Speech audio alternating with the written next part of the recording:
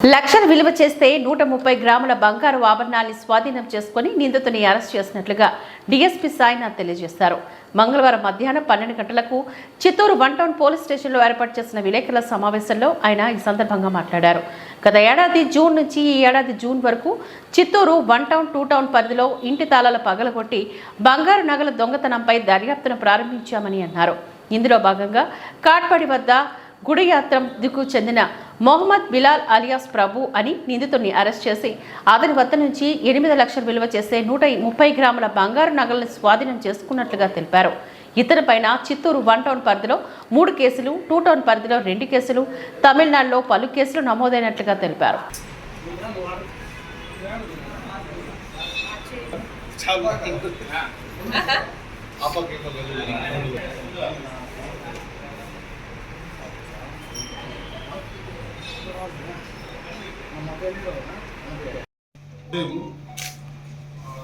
మనకు కాట్పాడి దగ్గర ఒక పాత నేరస్తుడు మొహమ్మద్ బిలాల్ అని అతను అరెస్ట్ చేసి అతని వద్ద నుంచి దాదాపు 8 లక్షల నుంచి బంగారు ఆభరణాలు స్వాధీనపరచుకోలేవి.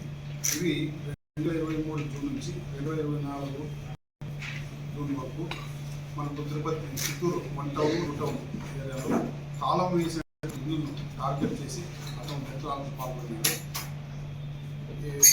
ఈ కేసును ఛేదించడంలో చిత్తూరు ఎస్పీ మనకట్ట చంద్రబాబు గారు 1 టౌన్ 2 టౌన్ సిఐ గారిని ఆధ్వర్యంలో వాళ్ళ ఐడి పార్టీ సూచన మేరకు పనిచేసి ఈ దొంగని పట్టుకొని ఈ ప్రాపర్టీని రికవర్ జరిగింది. ఈ సందర్భంగా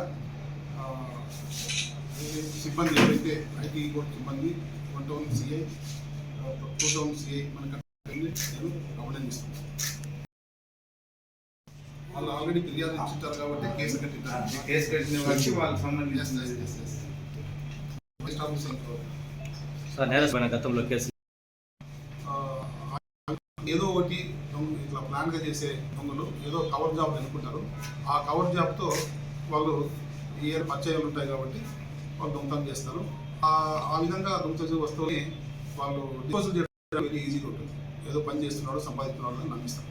అవన్నీ కవర్ జాబ్స్ మాత్రమే. రోజులుగా వాళ్ళ వృత్తి దొంగతనం.